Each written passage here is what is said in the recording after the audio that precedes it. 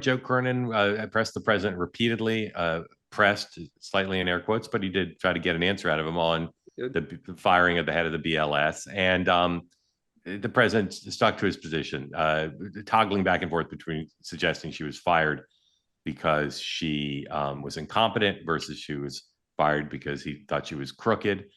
He leaned more heavily into crooked than many people around the president would have preferred. But no news there. He didn't say anything new. Where he did say something new was regarding the Fed chair, and explicitly, and even for a man who frequently changes his mind, clearly took Scott Bessent out of the running 110. President Trump, you said there are 4 names. There are 2 other names that have been mentioned in the press. One is Governor Waller. The other is the Treasury Secretary, Scott Bessent. Are those the 4 that you're considering? Well, I love Scott, but he wants to stay where he is. I'll take him off because I asked him just last night, is this something you want? Nope, I want to stay where I am. He actually said, I want to work with you. It's such an honor. I said, that's very nice. I appreciate that. But, no, Scott wants to do what he's doing. He's doing a great job, and he wants to do what he's doing. So I just take him off. He does not want it. He likes being Treasury Secretary. He's doing a really good job. We made the greatest trade deals in the history of our country. We had to because we were being ripped off by the world. It's not like we had a choice. There are those who long said that Bessent was having too much fun and enjoying the influence he had as Treasury Secretary. And although being great at both jobs might have appealed to him, that he would in the end turn it down. There are those who said that. Sean, why do you think Scott Bessent made that decision?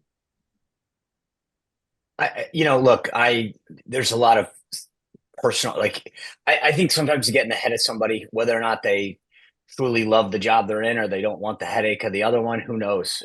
So I don't know the answer. And I got to say, I obviously put him way lower on the list now for obvious reasons, but that's, in Washington, sometimes it's the less you asked for a job, the more you become the candidate. I don't know. I think this puts Kevin Hassett in the driver's seat to some degree, because he will take it and he will say he wants it, which is very different than Bessent. And I think Trump wants people to want something. So Trump is not somebody who tries to talk you into a job. So if truly Bessent said, I don't want it, I don't think he would have to have a total inside play that we don't see coming. Right. So before we had, or at least I had Bessent. I think it means it's Bessent. Yeah, hold on. Before we had Bessent, Kevin 1, Kevin 2, and door number 4. And I'm a big fan of door number 4 because, Sean, my reporting suggests that there's some people who don't want Hassett to get the job. I'm sure. For a variety of reasons, some influential people. And I'm still skeptical about Warsh. So, Dan, listen to the president. This is also from Squawk 109. Listen to what he says about Warsh and see if you share my view that this was not bullish on Warsh, even though he's the establishment and DC's favorite candidate right now, and some on Wall Street. 109, please. An extended interview with one of the prospective replacements, Kevin Warsh. Were you watching that day, or? I was. He's very good. He's very good. He's very good. Sometimes they're all very good until you put them in there, and then they don't do so good. But a lot of them, I think he's a very good guy. I think I say Kevin and Kevin. Both Kevins are very good, and there are other people that are very good too. But Kevin's a lot of Karens. I don't know if that's good. A lot of times they're very good. Like this character that we have in there now, Jerome Too Late Fell.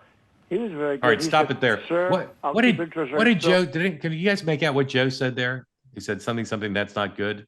Did you guys make that up? No, so I thought he said something about something Kevin, and I couldn't tell what I didn't know what it was. But somebody go back. Yeah, somebody go back off camera and listen to that. So Dan, I read with my limited knowledge of Donald Trump, I read that response about Warsh to me, and he's not very bullish on Warsh. How do you read that? Yeah, because he pivoted away and he tried to bring in other people, and I've heard it the same way in real time that was not good.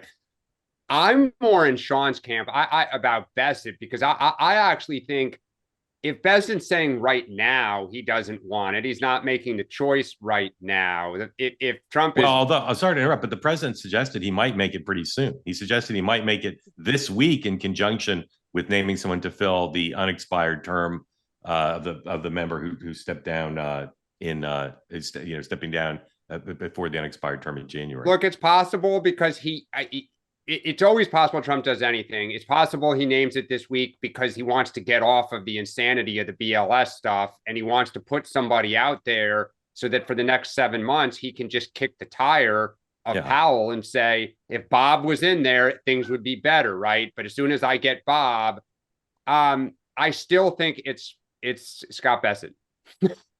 Sean, I think Bessent is out, and I think Warsh is not a rising stock based on his answers today. You know him better. Do you agree with either or both of those? Yeah, there's two things against Warsh, right? One is he doesn't have a personal relationship with Warsh, and Trump has recognized that all these key positions, Fed chair, FBI director, et cetera, you need to make sure that you know them, they know you, right? That's his view on stuff. And if you look at the picks throughout his entire cabinet, that's been the case. So that's one strike against him. The second is what he pivoted to. They're all good until you put them in there, and that's the big hit against both Warsh and Governor Wallen, which is that they're saying what they want, what he wants to hear now, but the detractors of both of them are saying, "Yeah, look what they said 5 months ago. Look what they said 6 months ago, and they have no loyalty to Trump." Right. So what I'll say, and this is why I'll go back to Hassan. Yeah, I'm sorry. I made one person. No, actually, it's Hassan. It is now the conglomeration of Scott Bessent and Kevin Hassett. He's going to morph the two. My apologies to Kevin Hassett. But I believe that, look, if you look at the longevity that Hassett's been there with him, right? So first term, he wrote a book. He's been very clear on the record over and over again, his position. He's been very loyal to Trump. I think that there are detractors of Kevin Hassett, but I think at the end of the day, there are more supporters of him. The president likes him, and the hits against Hassett are superficial in a sense in terms of his stature. He didn't run a major corporation of such. So that's something the president admittedly wants to be able to say. He's number one at Harvard and ran Goldman Sachs, or right. Correct. So. Correct. But it's easier to overcome that. He has much more going for him in terms of his personal relationship and his long-standing positions that are pro-America First, pro-Trump.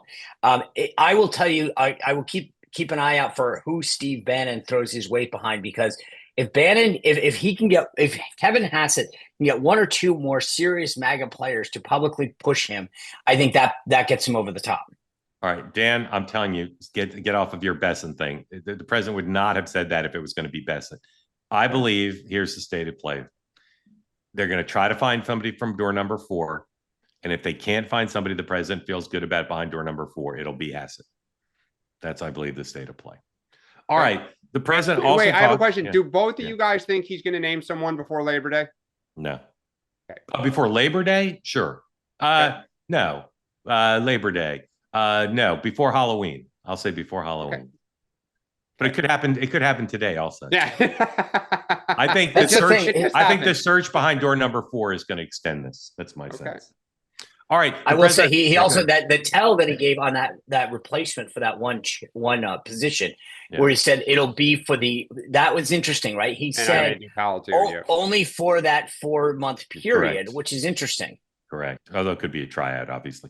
Want more great clips like that? I've got an idea. Hit the subscribe button, be part of the Two-Way community, never miss a clip, and you can always watch our full episodes, join them live, go to twoway.tv.